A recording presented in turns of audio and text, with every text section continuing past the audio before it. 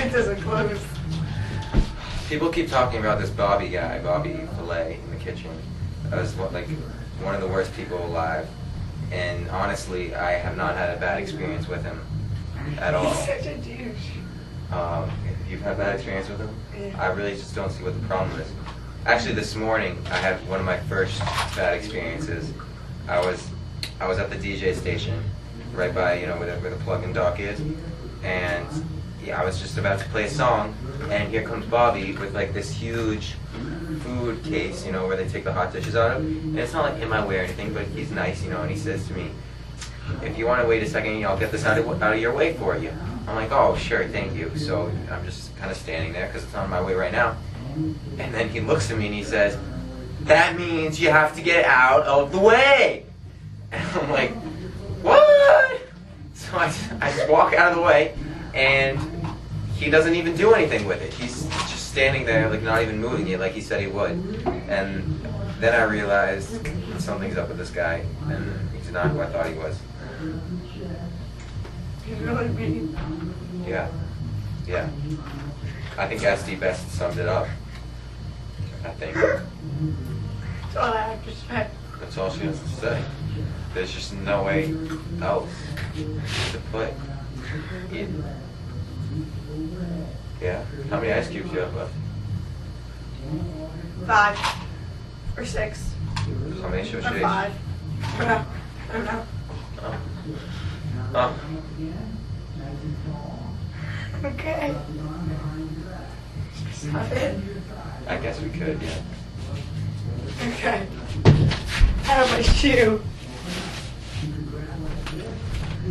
Is it going? Yeah. Is it recording?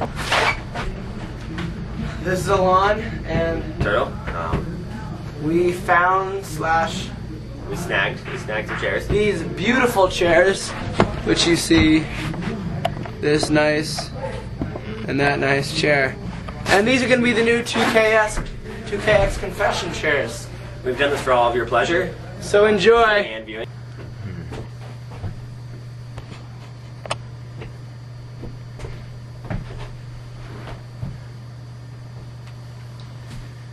Beer cot's going on right now in the Chadar Ochel. It's dinner time, and I just couldn't take the heat, so I stayed out of the kitchen.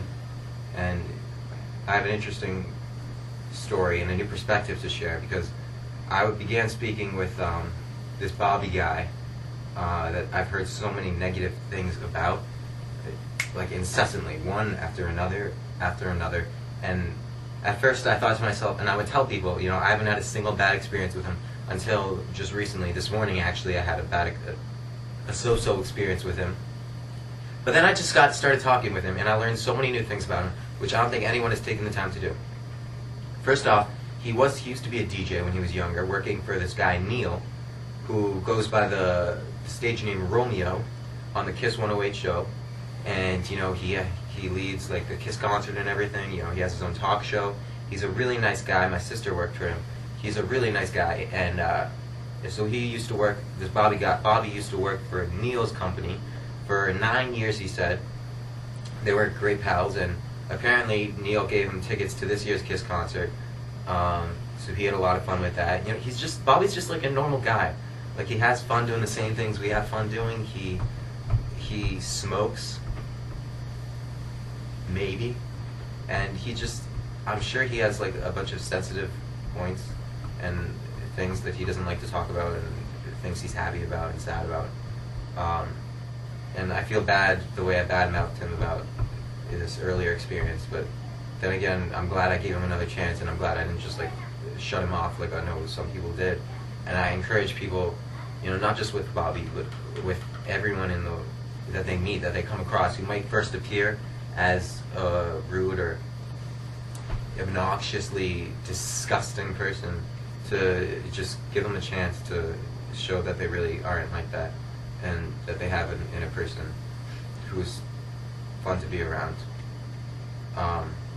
So from here, I'm going to go to the bathroom, and then I suppose that when I return, Beer Hamazon will be complete, and no one will have noticed that I was missing. I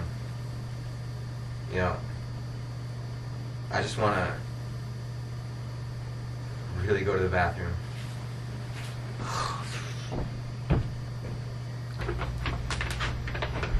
Alright guys, this is a segment we like to call If Not Love, Then Death. This gun, so yellow, yet at the tip orange. Orange. And if not orange, Then death, and if not death, then love, and if not love, then death. this water bottle, plastic water bottle, and if not, it was not a water bottle. Death, And if not death, then love, and if not love, then death. then death. If I were to shoot the water bottle, how would the water reach the next generations? Or is the water- generations that reach us, Yes. like a flower on the in a meadow Waving about flamboyantly. with the transvestite rolling in the midst. Who are we to say that transvestite cannot roll in the midst of those flowers in that meadow?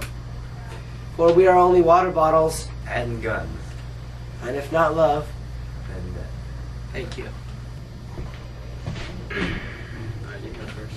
So today for Hug, I went to GIMP because my tennis league was canceled and Yoni put me in GIMP, and he has a sick sense of humor. So the whole time I was like, unraveling string for them and like re-raveling it on some popsicle stick, and I'm talking to someone like the Gorham and like one Fairham girl, and all of a sudden one of them goes, Jeremy, you shouldn't talk. And I was like, what are you talking about? And she goes, oh well, GIMP is here so the girls can play and talk and have fun, and for you to unfold string and not talk. And like, it was the first time I realized I was like their slave. So I'm sitting there, and I'm doing it, and I say, I keep talking a little bit, and they just keep going, Jeremy, why are you talking? Jeremy, stop talking. You shouldn't be talking right now. Hey, we can talk and you can't. Well, I mean, now It's that not they're ridiculous. it is It's ridiculous. like me, Newberg, and sort of Esty, but not really. Our hug is just kitchen. So, like, don't get me wrong, I like sweeping the Chadarocho. I mean, that's great. No, I mean, actually, like, it is good to know the YFS to, like, have that connect, if you ever need anything, and just hook you up. But, like, today we were putting cookie dough on a platter, like, little cookies. They're already frozen. And, like, Scott and Charlie were just eating them off the platters they were making. They were just like, it's good. I was like, thanks. Bye. Bye now. That's awesome. So, It's okay. 'Cause thanks, now, Yoni. now Yeah. really. Thanks. If you don't like your Hugs, we can start a revolution. Yeah. So like Kermo 7. They just do that.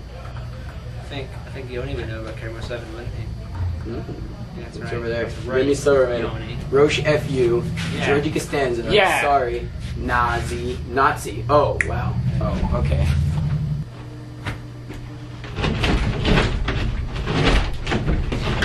Ah! Yeah.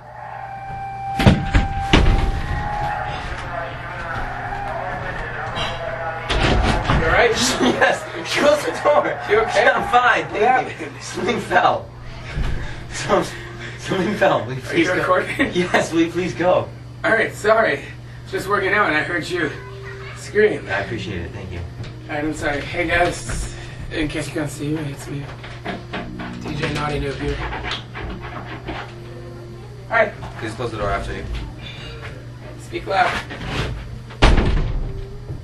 So I came to the weight room to get your Dane Amber on and tell him we're having a jam session like we do every Friday afternoon for the past summer. Close the door.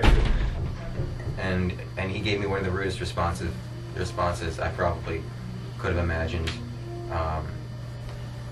It's as if my feelings were in a dust cloud caused by the weights hitting the floor or something. And he blew by that dust cloud as though it was a 5-pounder. And obviously this has taken a hard toll on me, and obviously I'm not going to let it go, and obviously it's hard on everyone in the music room right now who's waiting for a keyboardist. I do play keyboard, but I can't compete with your Dana. Want to talk about it? Yo, close the door! Close the door!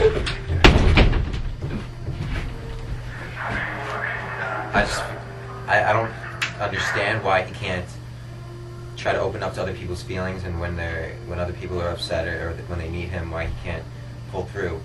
I'm not going to name names, but this person who didn't pull through suddenly, I'm not going to look at him the same way, I guess, when I see You him. already said his name. Close the door! What is this? Hubert! He's quite naughty.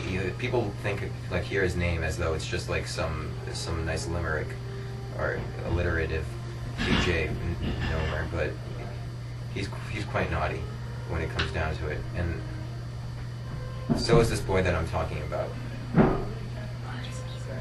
I really have nothing left to say. I hope that he gets this message well. He's going to get this message because I'm about to go back in there and say it to him. I'm going to paraphrase the message. And we're going to have to go back to the music room without a keyboardist, without our dignity, without the good looks that Yardane Amron offers us. And certainly,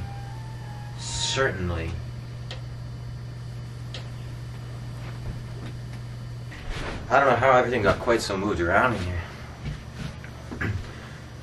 Another day took place. Well, today I was standing outside during the barbecue, outside the bunk. I'm out of breath just because, I ran over here. And out of nowhere, I feel something on the tip of my elbow, and it feels like it's a tongue. And then I feel it on the other elbow, and it's definitely a tongue. And I look down, and there are people there licking my elbows with their tongues. And I feel taken advantage of. I feel used. I feel cheated. And I certainly don't want that feeling to happen again. There are a few people who are particularly good at doing this and making sure that people don't realize, but I personally think it's one of the dirtiest tricks you can pull on a person. And I wouldn't want to see that happen to someone else if I can help it. But, just to get a sense of what this is like, I think I'm going to get out there in the field and do a little recording of the behind the scenes of the elbow lickers, or the candid tongue wipers. Let's see what they look like.